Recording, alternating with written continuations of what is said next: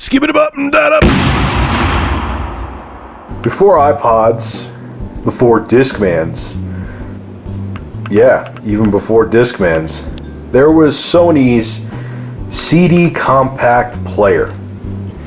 This is one of Sony's first forays into making portable CD players. Now, the funny story behind this, even before I started really making YouTube videos back in like 07, I always wanted to make a video on this because this thing is just such an interesting piece of history. I know this is a random video, but I'm at least going to enjoy it. I think you guys will too. So this is actually from 1985. And like I said, this is one of Sony's first portable-esque. You'll see why I'm not going to call it a full portable, hence why they call it a CD compact player, CD player, because it was just, I'll explain why in a second. They couldn't actually call it like a Discman or a portable CD player. But as you see here, pop the door open manually, and yeah, this thing's kind of long in the tooth because it's 27 years old.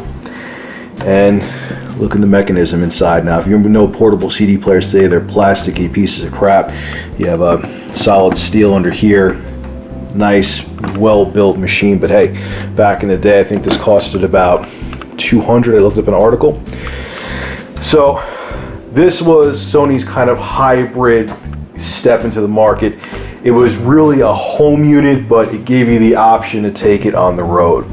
Now, what they also did to cut back on some corners with this is when you have a CD player, when you have a disc like this over here, J. Dilla Rough Draft, when you have a disc, it has bits, ones and zeros on it. Inside a CD player, they have a D to A converter, which means digital to analog converter. And usually normal CD players, modern ones, even though CD players are dying out in general, have two, one for your left channel, one for the right channel. What Sony did to cut costs on this D5A compact player is they only had one D to A converter bounce back and forth between both the left and right channels very fast. So this had very poor error correction, and high frequencies kind of got rolled off on it, so it didn't have the best sound quality, but they had to cut corners back then to make this more affordable, because this was like top of the line stuff when it came out. This is actually a revision. This isn't the original model. This is D5A. The D5 in the States, or the D50 was the original. So you're thinking, hey Rich, it looks portable, looks like a Discman, it's nice and small. Yeah, there's a trick up its sleeve. Let me grab that. This is what you had to have to actually make it portable. This is the battery compartment behind here. And how many batteries do you think it takes? 2 AA's, 4 AA's, maybe Game Gear status 6 AA's? No, let me show you. See if I can do this in a, I'm gonna try to do this video without editing it. Cut this out. This took, okay, I lied, I'm gonna have to do some editing. Yeah, jump cut there. Yeah, 6 C batteries. And guess how much time you got out of 6 C batteries? 1 hour. Yeah, so now you know why they called it a compact CD player, or CD compact player, because you weren't taking this thing out on the road with you. I mean, you could put rechargeable batteries in here, because this actually was, it lets you recharge batteries. That's why it has a charge light over there. But 1 hour at a time, and then if you put NiCads in there to charge them, that's what they used to charge, you were getting less than an hour of music playtime. So this was really just a convenient, you know, home component CD player that you could take, you know, to a barbecue or something with you and plug it in outside as well. So that was really what, you know, it was more of a added gimmick, the batteries to this. So 6 C batteries, that's what some boom boxes back in the early 90s used to run. I remember boom boxes, another outdated piece of technology. God damn, I'm old. So we put this back in here. Now, this came with 2 separate pieces. Now, I'll show you what happens here. If I can do this without spazzing out. Try and do things one-handed, it sucks when you're filming YouTube videos. Get your minds out of the gutter. Now, when you want to make this portable, which you did, actually had your audio or line out and your power right there.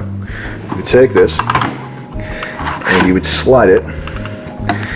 Yeah. Well, you get the point. Hold on. There you go. You would slide it in, and then it would be a portable CD player for 55 minutes. But when you want to use it at home, what you would do is you had this unit here. This is what is power supply. So you would take this out, and this back out again. And if you wanted to use it at home, you would slide it there.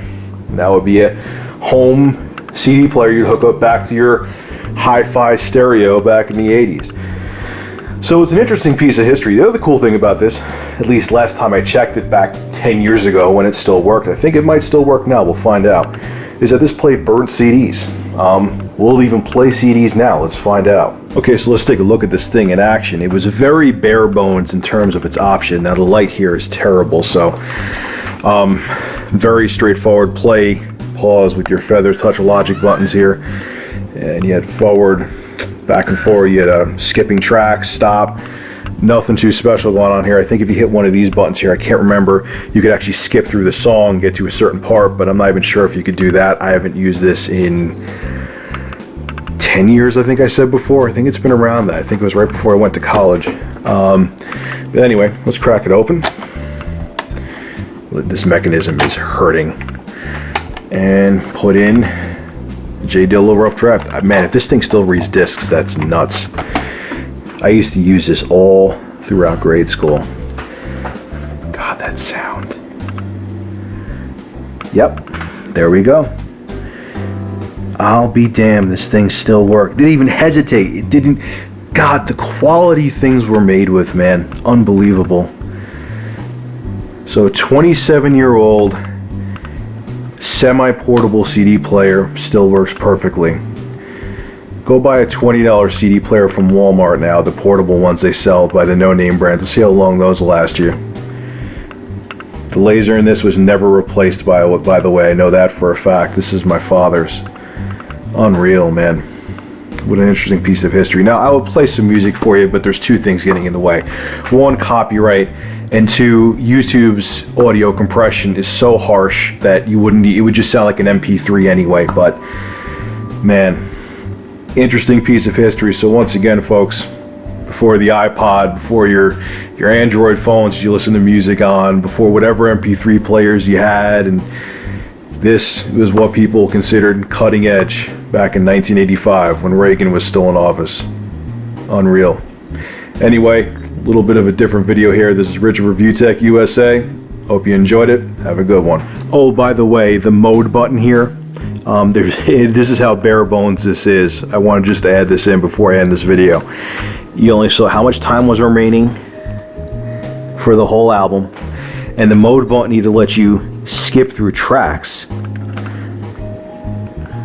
or if you go to search, it lets you search through the song. I just wanted to add that little note in there because I didn't say that properly before. Alright guys, this is the Sony CD compact player from 1985. Have a good one.